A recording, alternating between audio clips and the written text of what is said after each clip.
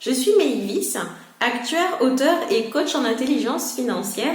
Bienvenue sur ma chaîne Rent Easy où on va parler ensemble de tous les sujets qui me passionnent, à savoir tout ce qui concerne la liberté financière.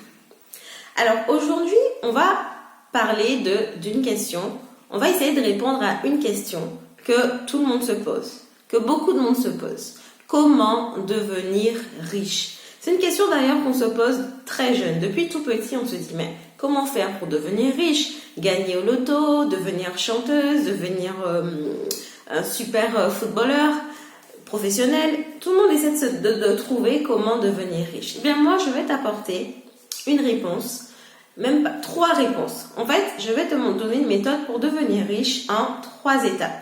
Parce qu'en fait, il n'y a rien de magique dans le fait de devenir riche. C'est possible pour tout le monde, c'est possible pour toi aussi. Il faut juste que tu suives la méthode pas à pas. C'est juste mathématique.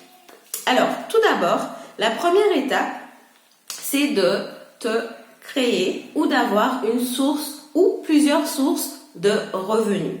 Puisqu'en fait, on ne peut pas devenir riche en restant assis sur son canapé toute la journée. Il va bien falloir commencer à générer des revenus. Donc, bien sûr, on peut commencer par un salaire, donc trouver un boulot ou créer son entreprise. Enfin, il va falloir que tu trouves un moyen de te générer des revenus. Donc, d'exercer une activité ou de vendre un produit, de vendre un service qui va commencer à te ramener des revenus. Ça, c'est la première étape. Il faut, entre guillemets, travailler pour avoir un revenu.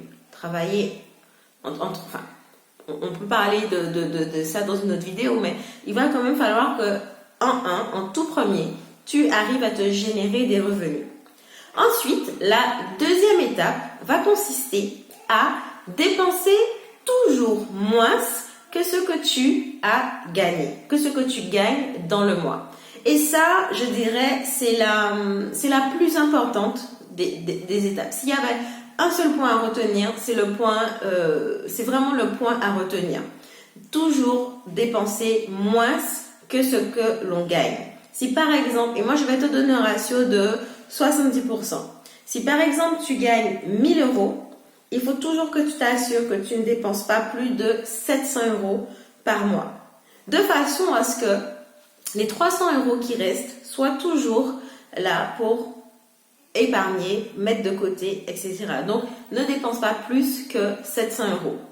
Souvent, quand on est étudiant ou qu'on commence à travailler, on arrive à respecter ce ratio, puisqu'on dépense toujours moins. De façon, comme on ne gagne pas beaucoup, disons qu'on gagne 1000 euros, c'est facile de ne pas dépenser plus que 700.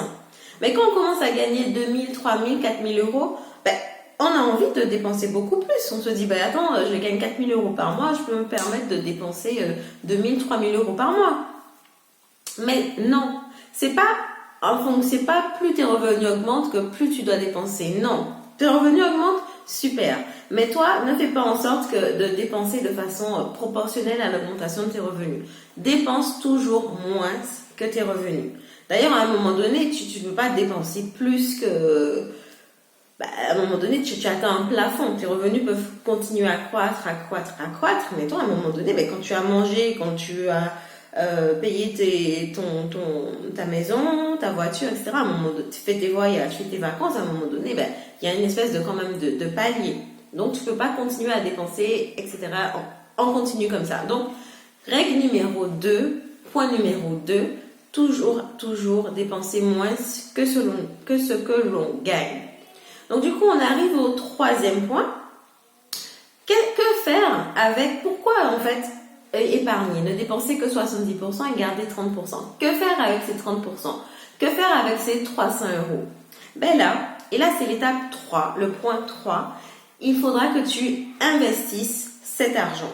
Il va falloir que ton argent travaille pour toi. Toi, tu travailles, c'est bien. Mais pour que tu deviennes riche, il faut que ton argent travaille aussi pour toi, travaille à ta place. C'est comme si tu te dédoublais et que du coup, chaque euro que tu avais, c'était un mini toi qui allait travailler pour toi et te rapportait des sous. Alors tu vas me dire, mais comment faire travailler mon argent pour moi? Comment faire travailler mon argent à ma place? Eh bien en fait, en investissant tout simplement. Alors, tu peux investir en bourse, tu peux aussi investir en immobilier. Alors, juste pour te donner un exemple, mais c'est pas le sujet de la vidéo, mais quand par exemple tu investis en bourse, tu peux commencer à investir avec 100 euros. Tu achètes une action qui coûte 100 euros et une action qui te rapporte 10% de dividendes. Quand tu mets 100 euros, ça te rapporte 10 euros de dividendes. Donc, rien qu'avec 100 euros, tu peux commencer à faire travailler ton argent pour toi. Et c'est ton argent qui a rapporté ces 10 euros. Toi, tu étais occupé à faire autre chose. Donc, c'est ça que je veux dire par faire travailler ton argent pour toi. En immobilier, c'est pareil. Donc, toute l'épargne, les 300 euros que tu accumules, tu les accumules mois après mois, même peut-être année après année, tu arrives à te constituer un petit apport. Cet apport te permet d'aller voir la banque et de dire à la banque, voilà, je veux investir dans l'immobilier, je veux acheter un parking, je veux acheter un appartement, je veux acheter une maison pour faire de la location saisonnière, je veux acheter un immeuble de rapport, peu importe. Tu achètes avec ton apport, tu fais un prêt, et là, les loyers remboursent les mensualités, et tu fais du cash flow, tu génères encore plus d'argent, tu t'enrichis. Et voilà, donc c'était le troisième point, faire travailler ton argent à ta place. Donc si je récapitule, les 3 points à retenir pour devenir riche. Tout d'abord, te créer une ou plusieurs sources de revenus.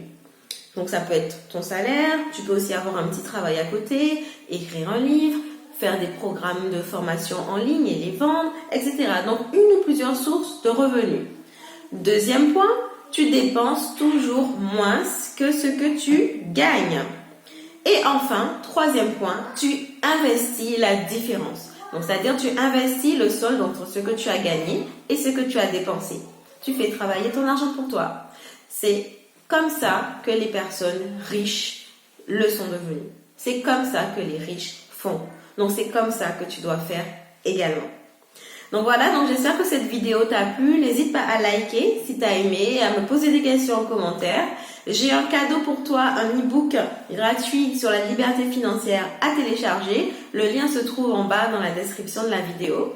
Et abonne-toi à ma chaîne pour toujours être au courant de toutes les vidéos qui vont sortir. À bientôt!